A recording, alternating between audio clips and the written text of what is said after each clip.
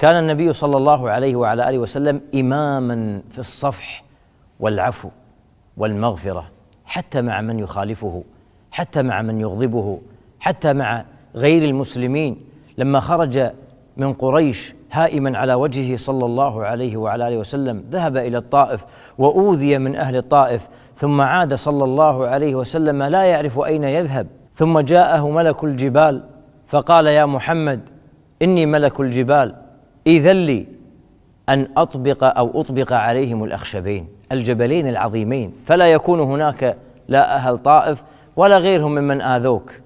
فقال: لا، لعل الله يخرج من أصلابهم من يعبد الله لا يشرك به شيئا. ولما فتح الله عليه مكة وتمكن منها قالوا: ما تفعل بنا يا محمد؟ قال: ما تظنون أني فاعل بكم؟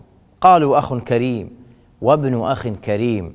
فقال صلى الله عليه وسلم المقولة الخالدة: اذهبوا فأنتم الطلقاء. لا ينتقم لنفسه أبدا صلى الله عليه وسلم، وإنما يغضب لغضب الله، فإذا انتهكت حرمات الله جل وعلا غضب واحمر وجهه صلى الله عليه وسلم، وما عدا ذاك فإنه لا يغضب لنفسه صلى الله عليه وسلم.